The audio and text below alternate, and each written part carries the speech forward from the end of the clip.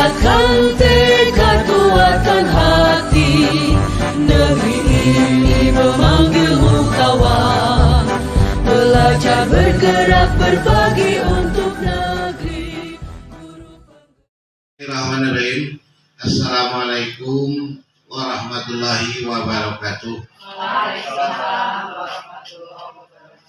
Alhamdulillah wa syukurillah wa la haula wa la quwata illa billah. Amma ba'du.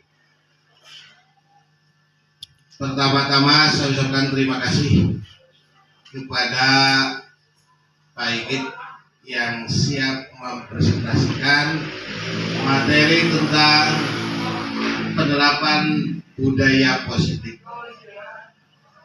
Yang kedua, saya ucapkan terima kasih kepada Bapak dan Ibu guru yang siap menerima kita tentang pengetahuan budaya positif. Bapak dan Ibu yang saya hormati, bahwa tentang penerapan budaya positif ini sangat penting kita terapkan di sekolah kita. Kenapa? Karena ini akan membantu kita dalam pembelajaran, dan ini adalah dalam rangka menerapkan dan mengangkat karakter siswa kita di sekolah kita. Oleh sebab itu, saya mohon kepada Bapak dan Ibu agar yuk kita sama-sama perhatikan, kita sama-sama melihat, dan kita sama-sama menerapkan nanti dalam pembelajaran kita, dalam tatap muka kita, dalam kegiatan sekolah kita. Demikian saja dari saya, kurang lebihnya mohon maaf. Terima kasih. Dan jazakumullah khairan katsiran. Assalamualaikum warahmatullahi wabarakatuh. Selanjutnya saya persilahkan kepada Pak Igit untuk menjabarkan tentang penyebaran pemahaman dan penerapan pengalaman budaya positif yang nanti kita sama-sama kita serap dan kita laksanakan. Terima kasih. Terima kasih Pak Kepala Sekolah. Assalamualaikum warahmatullahi wabarakatuh. Waalaikumsalam. Apa kabar hari ini Bapak Ibu Guru? Alhamdulillah ya. Kabar saya juga dalam keadaan sehat walafiat, baik-baik saja. Sebelumnya saya mohon maaf mengganggu aktivitas Bapak Ibu Guru sebelum melakukan pembelajaran di kelasnya masing-masing. Hari ini saya akan coba mempresentasikan di depan Bapak Ibu Guru semuanya tentang menyebarkan pemahaman dan penerapan pengalaman budaya positif. Salah satu tugas dari program pendidikan guru penggerak di Angkatan 9 di modul 1.4 tentang budaya positif. Yang saya hormati Bapak Kepala Sekolah dan Bapak Ibu Guru keluarga besar SMP Negeri 1 Cingambul. Sebelumnya tentu Bapak Ibu sudah kenal, karena memang saya dari tahun 2005 di SMP Negeri 1 Cingambul. Tapi tidak ada salahnya saya coba memperkenalkan diri kembali. Nama Sigit Subiarto, untuk unit kerja di SMP Negeri 1 Cingambul. Riwayat karir tahun 2005 mulai jadi guru honor di SMP Negeri 1 Cingambul. Tahun 2014 diangkat menjadi guru PNS di SMP Negeri 1 Cingambul. 2005 sertifikasi di UPI Bandung, dan 2003 pendidikan guru penggerak Angkatan 9. Untuk organisasi, sebagai pengurus aktif di PGRI, anggota Pramuka Kuaran Cingambul, anggota MGMP Bahasa Inggris Kabupaten Majalengka, dan penggiat komunitas belajar unik lintas Mapol di Kabupaten Majalengka. Baik Bapak Guru yang saya hormati, ada 8 konsep inti budaya positif, dan ini yang akan saya sampaikan, akan saya coba sampaikan pada kesempatan yang berbahagia ini. Yang pertama, perubahan paradigma belajar. Yang kedua, disiplin positif. Yang ketiga, nilai-nilai kebajikan. Yang keempat, kebutuhan dasar manusia. Yang kelima, motivasi perilaku manusia. Yang keenam, posisi kontrol guru. Yang ketujuh, keyakinan kelas. Dan yang kedelapan, segitiga restitusi. Ini adalah 8 konsep inti budaya positif. Bapak guru, Bapak Ibu guru yang saya hormati, pembelajaran dengan paradigma baru. Pembelajaran dengan paradigma baru ini merupakan pembelajaran yang dirancang berdasarkan prinsip pembelajaran berdiferensiasi. Tentunya Bapak Ibu, kemarin kita semua keluarga besar 1 Cingangbul itu sudah mengikuti pendidikan dan latihan tentang pembelajaran berdiferensiasi sampai dengan angkatan ke-8 Ibu Ida ya Bu. Ini pembelajaran berdiferensiasi ini adalah pembelajaran yang disesuaikan dengan kebutuhan daripada siswa tersebut berdasarkan tahap perkembangan sesuai teori psikologi modern dan untuk tentunya mewujudkan profil pelajar Pancasila. Ada beberapa miskonsepsi tentang teori kontrol Bapak Ibu yang saya coba simpulkan menjadi 4. Yang pertama, ilusi bahwa guru itu mengontrol murid. Nah, ini adalah miskonsepsi yang pertama, bahwa kita selama ini berpemahaman bahwa guru itu adalah satu-satunya yang bisa mengontrol murid. Yang kedua, ilusi bahwa kritik dan membuat anak merasa bersalah itu mampu menguatkan karakter anak. Yang ketiga, ilusi bahwa semua penguatan positif efektif dan bermanfaat. Dan yang keempat, ilusi bahwa orang dewasa berhak memaksa. Bapak Ibu guru hebat yang saya hormati, ini mengubah paradigma stimulus respon ke pendekatan teori kontrol.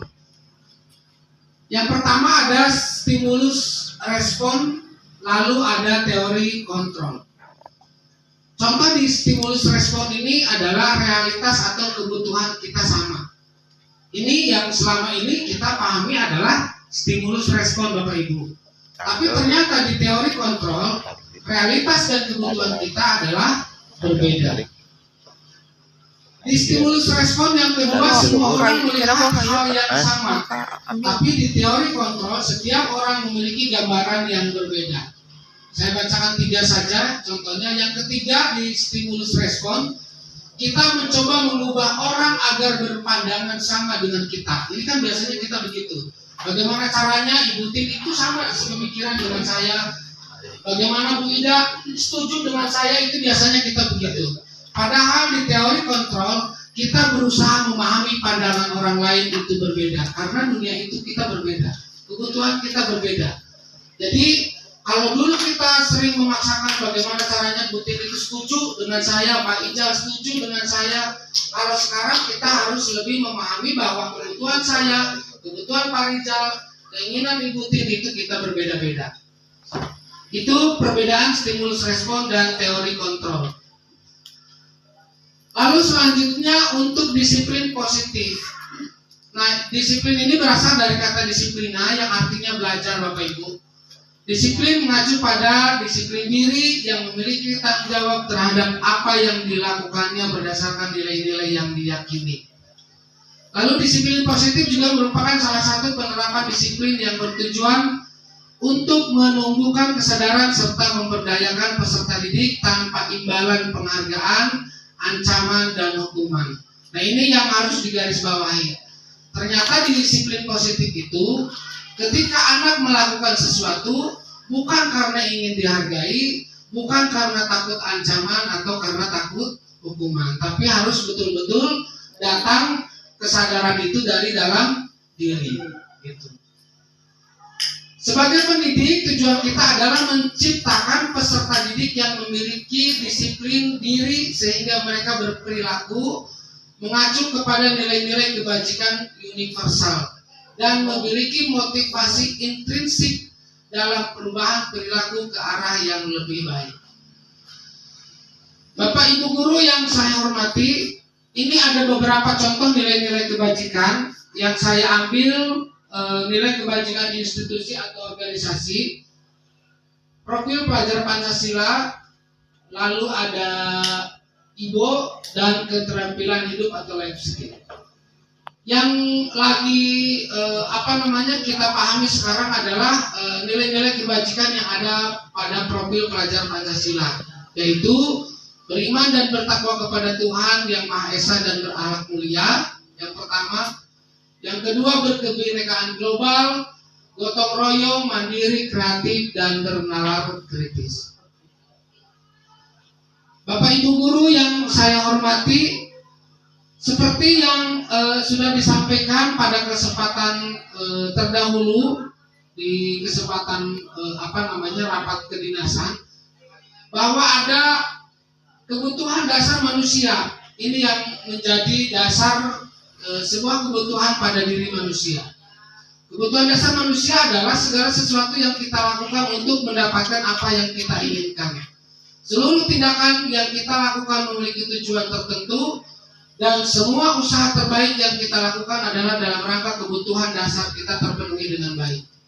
Jadi yang mendasari kita berusaha, kita beraktivitas dan lain sebagainya adalah dalam rangka memenuhi kebutuhan dasar kita sebagai manusia.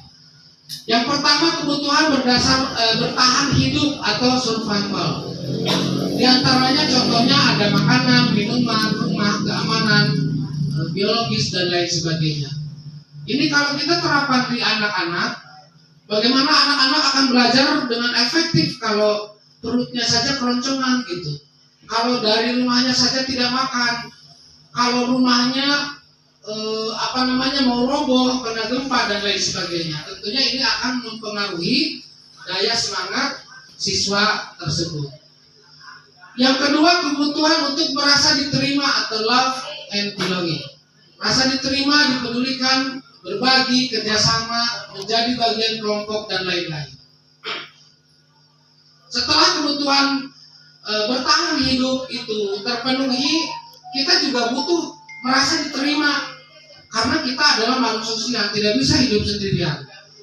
Jadi kita ingin diterima, dipedulikan, kita bisa berbagi, kita bisa kerjasama. Ya, sehebat apapun kita, walaupun kita bisa segala sesuatunya dilakukan sendiri, kalau tidak diterima sama orang, tidak bekerja sama orang, tidak dipedulikan sama orang, tentunya ini juga akan menjadi permasalahan buat diri kita.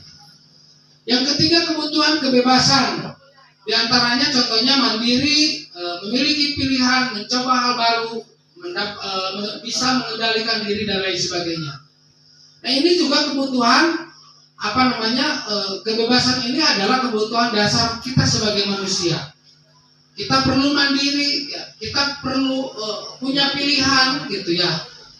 Kita dapat mencoba hal-hal baru, gitu. Bagaimana kalau kita tidak bisa mandiri dan tidak boleh mandiri, umpamanya sama orang tua kita, sama guru-guru kita? Bagaimana perasaan kita kalau tidak boleh mencoba melakukan hal yang baru? Kita tidak bisa mengendalikan diri, tidak bisa memilih, gitu. Segala sesuatunya dikontrol sama teman kita, sama pimpinan kita. Tentunya ini akan berpengaruh terhadap kinerja kita. Yang keempat, kebutuhan kesenangan. Contohnya bermain, humor, antusias, ya, tertawa. Ini juga penting. Makanya kita tiap akhir tahun itu umpamanya ada tour, ada refreshing, gitu, refreshing ke Pangandaran, ke Jogja. Ini adalah kebutuhan. Karena sebanyak apapun uang kita, umpamanya kalau tanpa kita jalan-jalan, gitu ya, tetap kita akan merasa kesepian. Yang kelima adalah kebutuhan akan penguasaan atau power. Ini contohnya harga diri, keinginan untuk dianggap, terus dikasih kesempatan untuk memimpin, berprestasi, diakui, didengar, gitu ya. Ini juga perlu.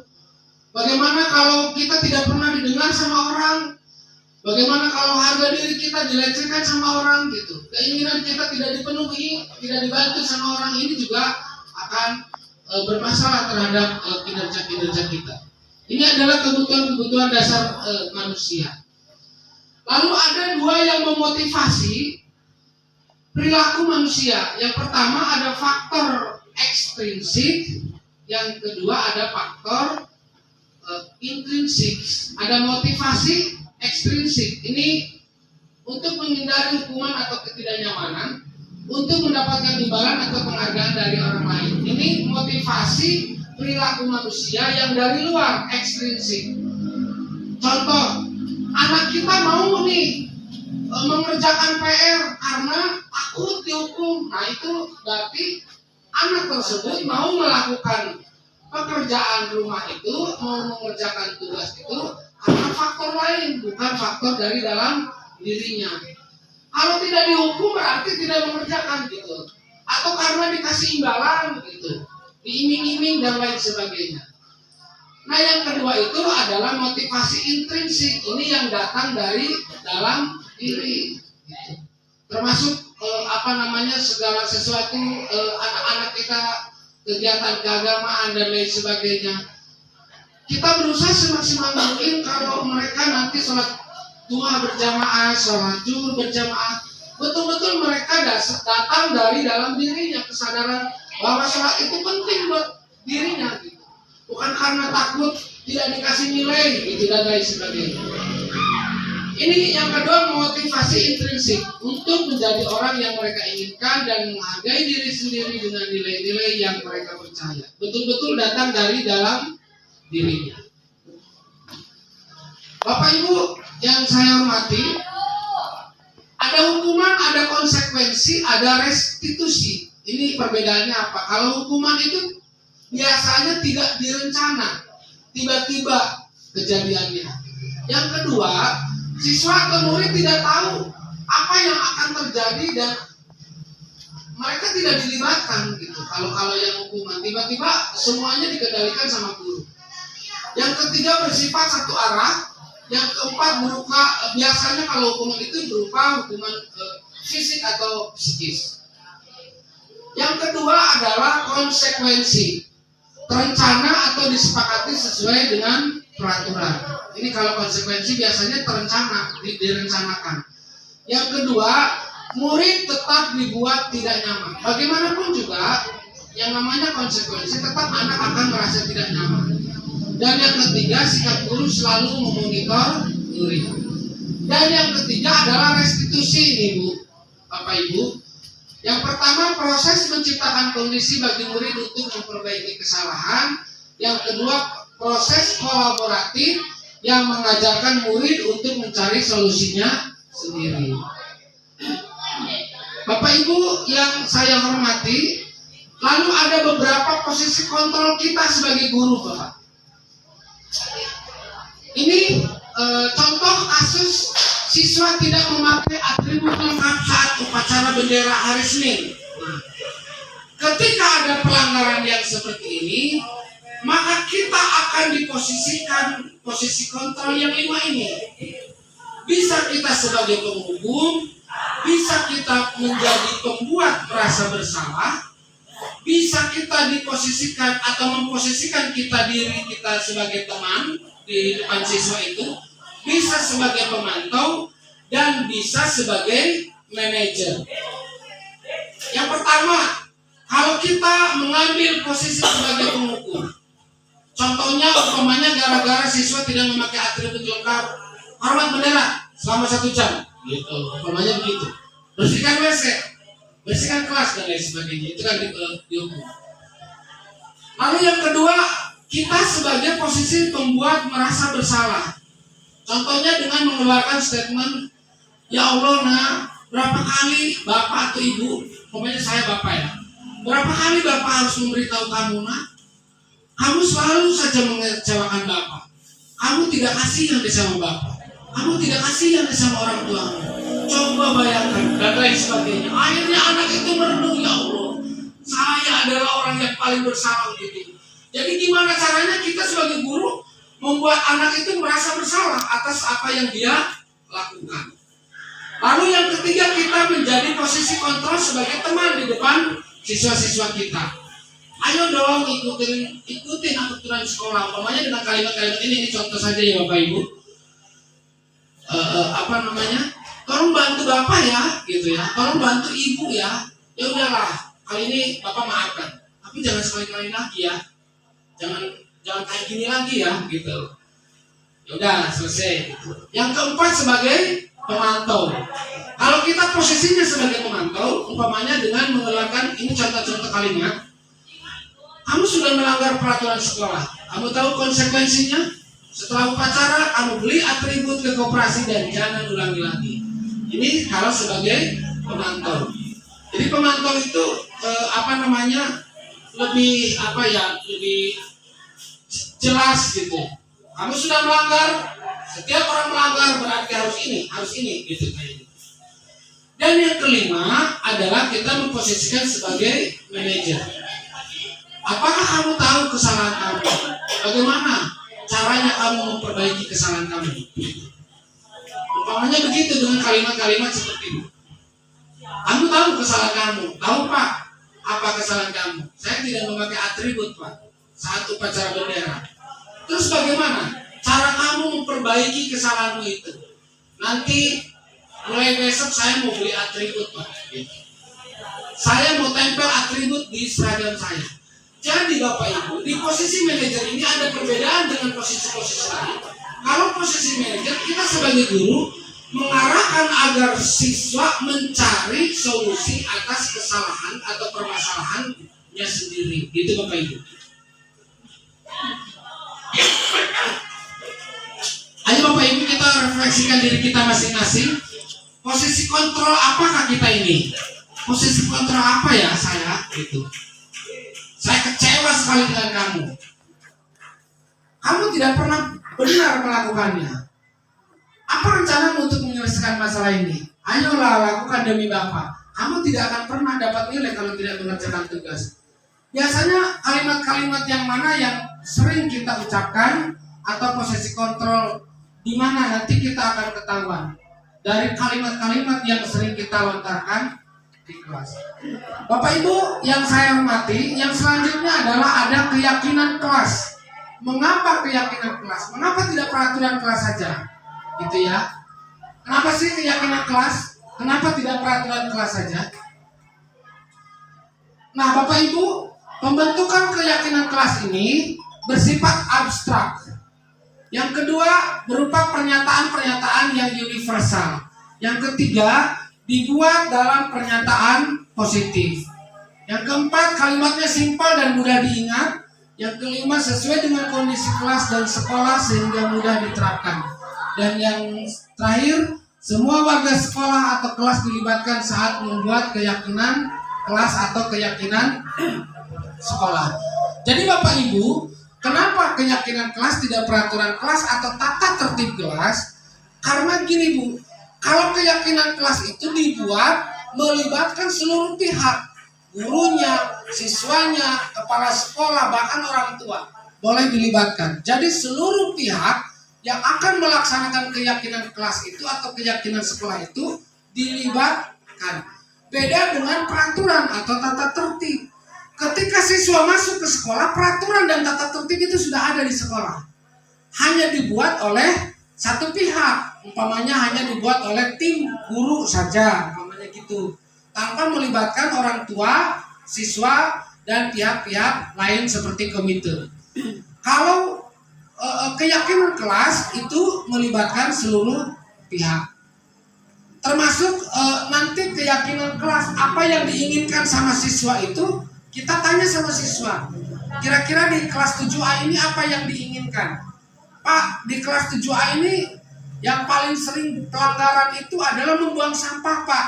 Ya udah, kita bikin keyakinan kelas, membuang sampah pada tempatnya. Itu contohnya begitu. Ketika membuang sampah harus pada tempatnya. Pak, di kelas 7A itu yang paling sering dilanggar itu adalah tidak tepat waktu Pak, atau tidak sopan sama temen. Ya udah, kita bikin keyakinan bersikap sopan dan santun terhadap guru dan siswa, begitu.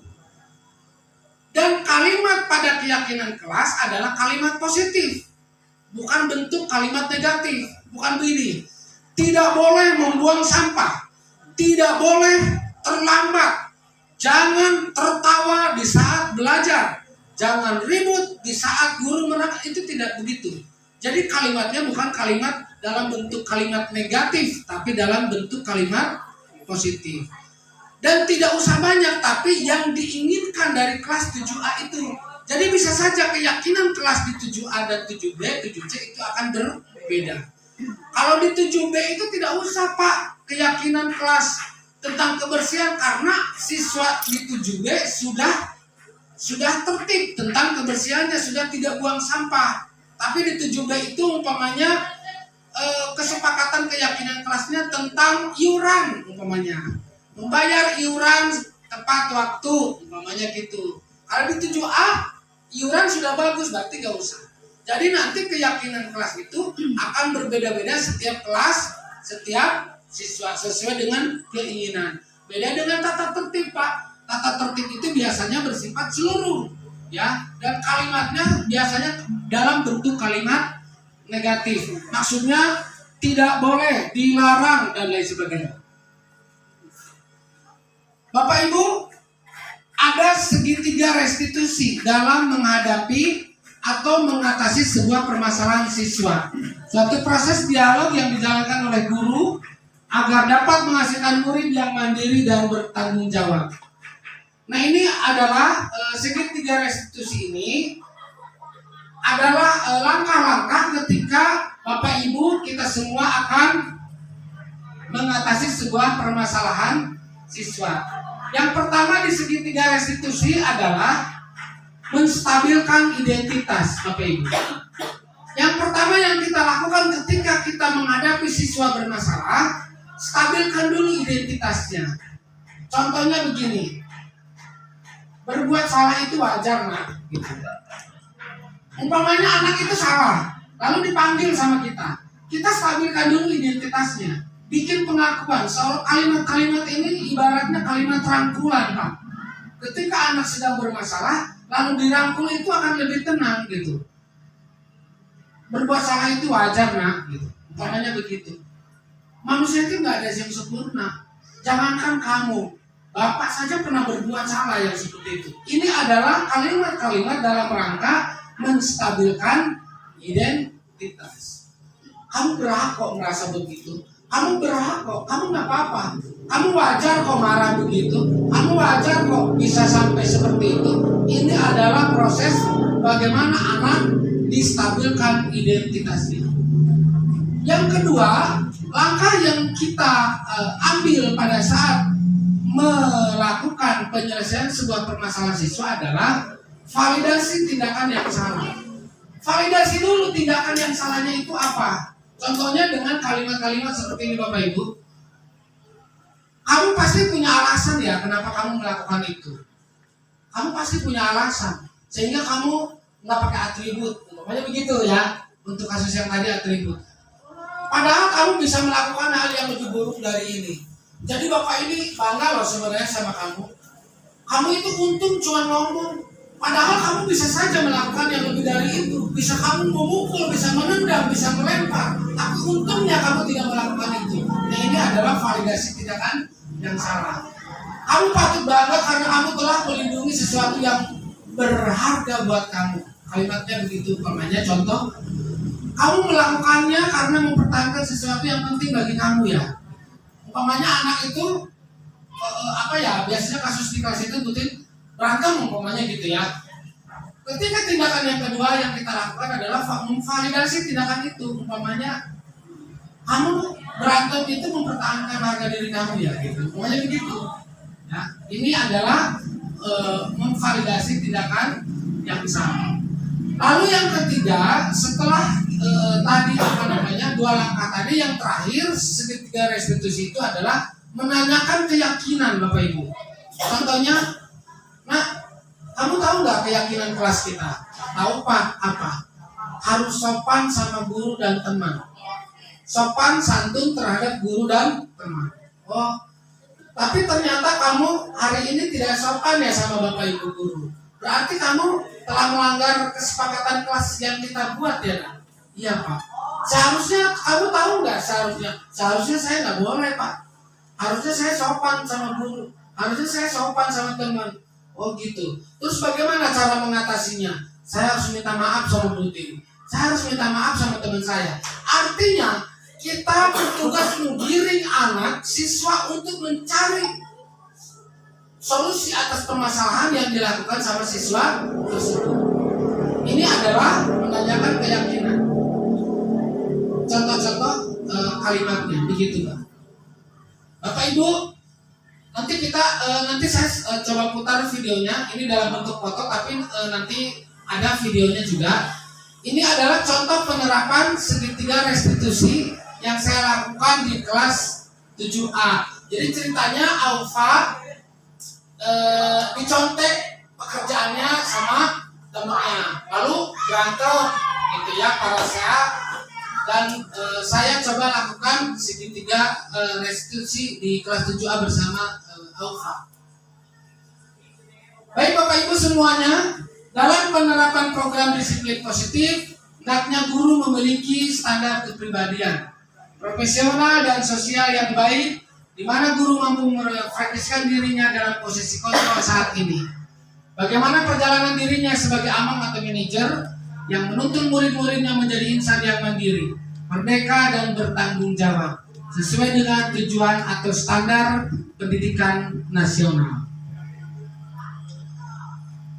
Terima kasih kepada Bapak Ibu Guru, keluarga besar SMP Negeri 1 Cingambul. Lalu saya mau coba putarkan sedikit saja ya Bapak Ibu, sebelum nanti barangkali Bapak Ibu ada yang mau bertanya. Kita lewat saja dulu, kita lompat. Oh ini nih.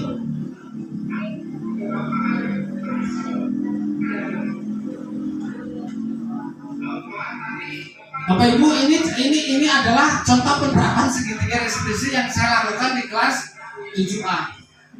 Karena memang belum ini, jadi masih kita menggunakan teks. Tapi kurang lebihnya ya seperti inilah Bapak Ibu.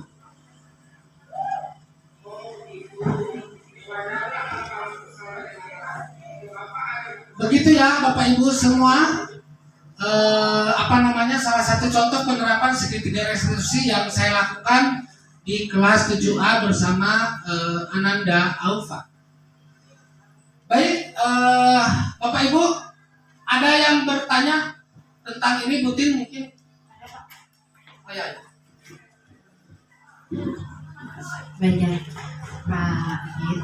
Satu, saya minta berikan contoh disiplin diri bagi siswa, minta contohnya. Dan kedua, terus di sini kan siswa kita itu heterogennya di sini ya. Menurut saya ada yang memiliki kebutuhan khusus di sini. Secara sadar tidak sadar siswa kita ini. Nah, jadi bagaimana cara penerapan disiplin diri bagi siswa yang memiliki kebutuhan khusus? Terus yang ketiga, ini banyak nih pertanyaan dari saya. Ini hukuman, ya. Kan hukuman, apakah hukuman ini tidak berlawanan dengan sistem pembelajaran merdeka? Karena di sini kan hukuman itu harus ada komitmen, tidak ada komitmen katanya ya. Tetapi kan kalau di sistem kurikulum merdeka itu kan harus merdeka jadi luber demokratis ya di situ. Apakah tidak berlawanan? Terus yang keempat, posisi kontrol guru di situ tadi meliputi lima aspek ya, 5 aspek kontrol guru. Nah, bila kelima aspek itu sudah dilalui oleh guru itu, tapi keberhasilannya kurang. Ya, jadi aspek yang 1, 2 sampai 5 sudah dilalui. Terus ada yang bisa diterapkan, terus ada yang bisa kembali normal kembali, tapi di salah satunya tidak ada yang tercapai gitu. Jadi otomatis kelimanya misalkan tidak terlampaui. Bagaimana cara solusi guru untuk memposisikan guru dalam kontrol posisi guru? Terima kasih. Ya, terima kasih Bu Nok. Yang pertama contoh disiplin diri ya. Artinya gini, ketika anak berdisiplin, sebenarnya ini bukan hanya di kurikulum merdeka, tapi di pelajaran agama pun ya, di apapun. Ketika kita melakukan sebuah disiplin diri, maka itu diusahakan keinginan membentuk disiplin itu datang dari dalam dirinya, bukan karena faktor X atau faktor orang lain. Karena kesadaran dirinya, ketika anak sopan santun sama guru sama teman, betul-betul karena memang anak itu butuh dan memahami akan keharusan bersikap sopan dan santun, bukan karena takut pak kepala, bukan karena karena mau dikasih hadiah dan lain sebagainya. Contohnya sopan santun terhadap guru dan siswa. Baik, ada 5 posisi kontrol tadi: penghukum, ada pembuat merasa bersalah, ada teman, ada pemantau, ada manajer. Nah, bagaimana kita ada di posisi mana, Bu? Tapi di kurikulum Merdeka yang kami pelajari di modul 1.4 ini, posisi yang paling ideal itu adalah sebagai manajer. Gitu. Kalau penghukum, bagaimanapun juga, Bu, tetap akan membuat rasa sakit dan penyesalan. Begitupun pembuat merasa bersalah. Bahkan ketika kami mempelajari modul ini, pembuat merasa bersalah itu lebih bahaya daripada penghukum, loh. Kalau penghukum, ketika anak dihukum sama kita, itu akan sakitnya tuh hanya waktu itu saja. Tapi pembuat merasa bersalah, Bapak Ibu, saya ditayangkan beberapa contoh itu, banyak anak yang sampai frustasi, bahkan sampai bunuh diri, loh, gara-gara dibuat merasa dirinya bersalah. Coba bayangkan, makanya nih kita juga hati-hati sebagai orang tua ke anak ya. Jangan sampai anak kita itu ngelamun gitu gara-gara berbuat kesalahan, lalu kita posisinya sebagai pembuat anak itu merasa bersalah. Bayangkan kamu, nak, kamu terus-terusan begini.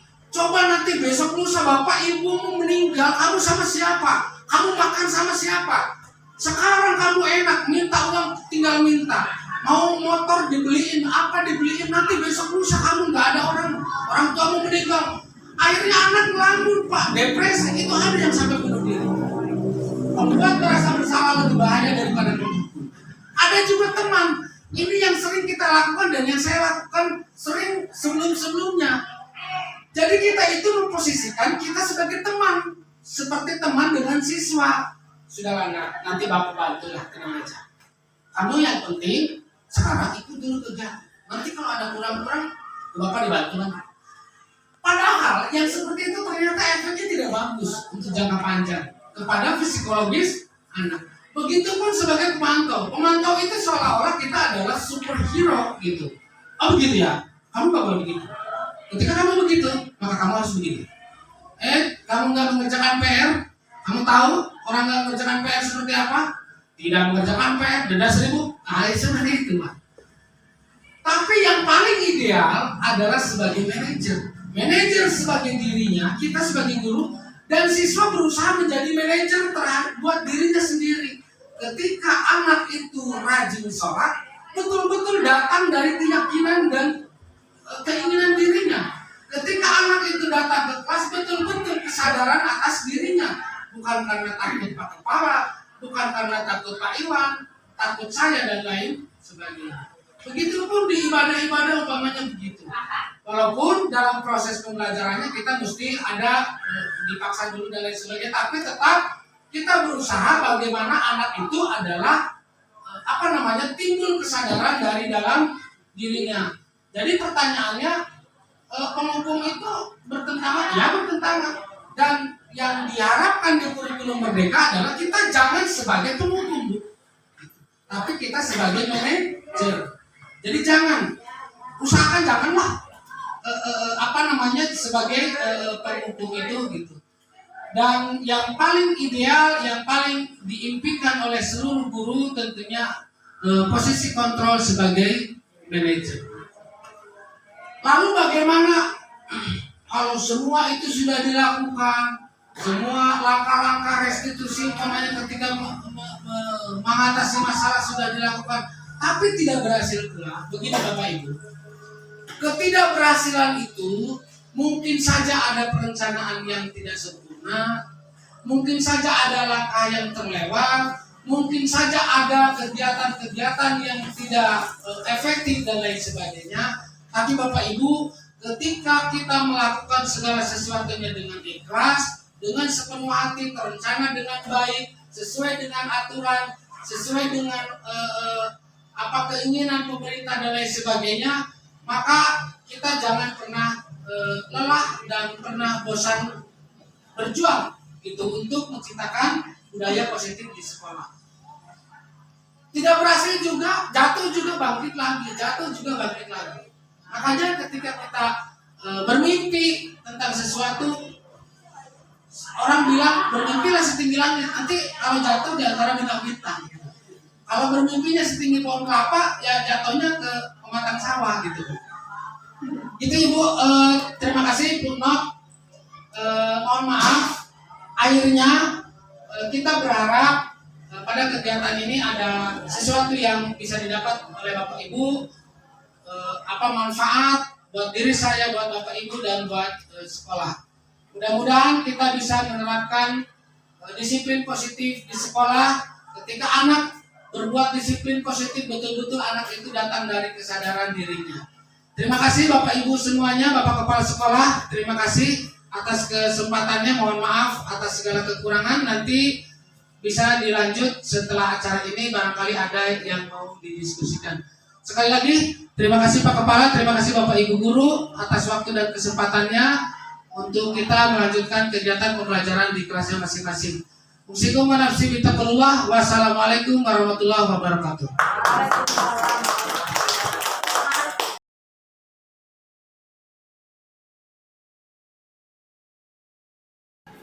Assalamualaikum warahmatullahi wabarakatuh. Waalaikumsalam warahmatullahi wabarakatuh. Apa kabar anak-anak? Baik, Pak. Alhamdulillah ya, kabar Bapak juga dalam keadaan baik saja. Baik, anak-anak kelas 7B, seperti yang sudah dibahas beberapa hari sebelumnya, kita hari ini akan pembuatan keyakinan atau kesepakatan kelas. Ada beberapa teman yang bertanya, Pak, kenapa tidak peraturan kelas saja? Pak, kenapa tidak tata tertib saja? Ayo, kenapa? Karena tata tertib atau peraturan kelas dibuat oleh satu atau sebelah pihak. Sementara keyakinan atau kesepakatan kelas dibuat oleh semua pihak. Bapak, Ibu Guru, Kepala Sekolah, dan yang paling utama siswa terlibat dalam pembuatan keyakinan dan kesepakatan kelas. Nah, hari ini kelas 7A yang hebat, Bapak akan bagikan kertas warna biru ini, ya. Nanti kalian tulis satu kesepakatan atau keyakinan kelas yang kalian inginkan seperti apa kelas 7B ini. Nanti tulis dalam kertas ini, ya, satu keyakinan atau kesepakatan kelas. Bisa dipahami? Ada yang bisa kasih contoh satu saja dulu. Contohnya apa? Membuang sampah pada tempatnya. Contohnya seperti itu, ya. Jangan kalimat yang negatif. Dilarang, tidak boleh, itu jangan begitu. Karena biasanya kalau yang seperti itu adalah kata tertib atau peraturan. Kalau kesepakatan itu kalimatnya positif. Baik, Bapak akan bagikan kertasnya. Silakan ditulis, ya. Satu kesepakatan saja atau satu keyakinan saja.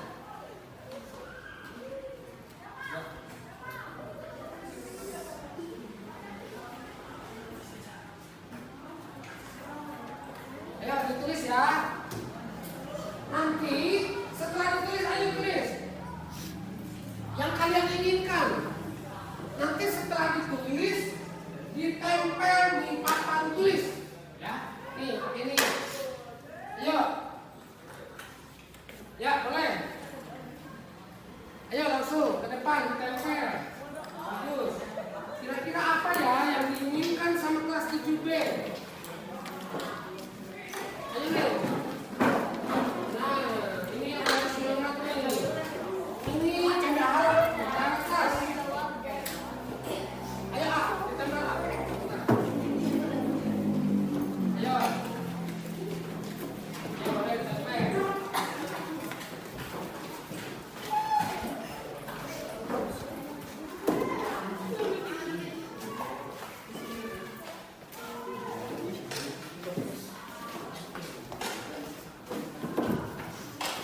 Ya, bagus. Inilah yang diinginkan oleh kelas 7B. Keyakinan atau kesepakatan kelas. Kita baca satu-satu. Yang pertama yang diinginkan kesepakatannya adalah membuang sampah pada tempatnya. Ya. Membuang sampah pada tempatnya.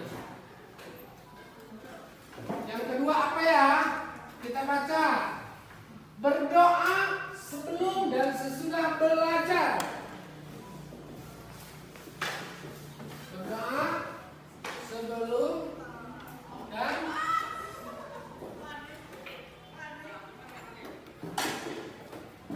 yang ketiga apa ya? Ini sama membuang sampah pada tempatnya. Sopan dan santun terhadap guru dan teman. Sopan dan santun terhadap guru dan teman. Ya. Ayo apa lagi? Apa nih? Mengangkat tangan sebelum bicara. Mengangkat tangan sebelum bicara. Dan yang kelima adalah apa nih? Membuang sudah mengerjakan. Oh ya, mengerjakan tugas tepat waktu.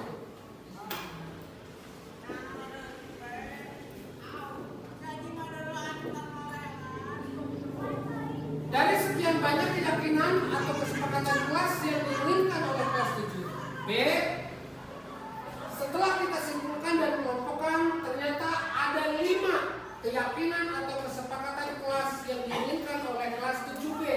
Yang pertama, membuang sampah pada tempatnya. Yang kedua, berdoa sebelum dan sesudah belajar. Yang ketiga, sopan dan santun terhadap guru dan teman. 4, mengangkat tangan sebelum bicara. Dan yang kelima, mengerjakan tugas tepat waktu. Ya, nanti kita bikin ini dalam sebuah tulisan yang bagus, yang besar, nanti kita tempel di kelas. Mudah-mudahan kita bisa melaksanakan tentang keyakinan dan kesepakatan kelas 7B ini agar kelas 7B menjadi yang terbaik, gitu ya. Ada pertanyaan? Sudah bisa dipahami? Nanti kita laksanakan dengan sepenuh hati. Setuju? Oke, terima kasih ya. Sampai di situ dulu. Namun sebelumnya kita tanda tangan dulu tentang keyakinan atau kesepakatan kelas.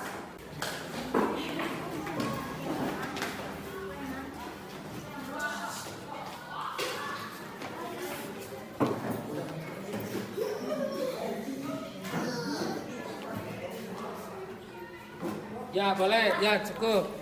Tulis nama dan tanda tangan ya.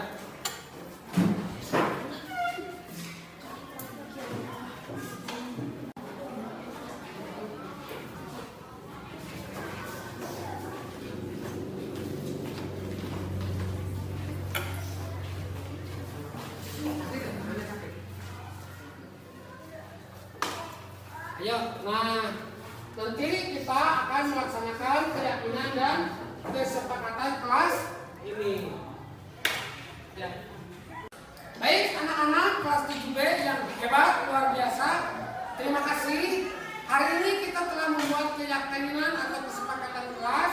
Sudah ditandatangani pula oleh seluruh siswa yang ada di kelas 7B ya. Kesepakatan kelasnya sudah dibikin, sudah ditandatangan, nanti kita tempel dan kita laksanakan dengan sepenuh hati. Siap? Siap. Oke, terima kasih atas kerjasama dan perhatiannya dari anak-anakku yang hebat. Terima kasih sekali lagi. Assalamualaikum warahmatullahi wabarakatuh. Waalaikumsalam warahmatullahi wabarakatuh. Assalamualaikum warahmatullahi wabarakatuh. Hai, nama saya Saskia dari kelas 7B. Saya senang membuat keyakinan kelas bersama Kak Sigit. Semoga kelas 7B menjadi yang terbaik. Assalamualaikum warahmatullahi wabarakatuh. Tekad kuatkan hati, negeri ini memanggilmu kawan. Belajar bergerak berbagi untuk negeri, guru penggerak majukan pendidikan, guru penggerak menghamba pada murid, kreatif rancang pembelajaran, hargai potensi, tingkatkan prestasi, lahirkan profil pelajar Pancasila.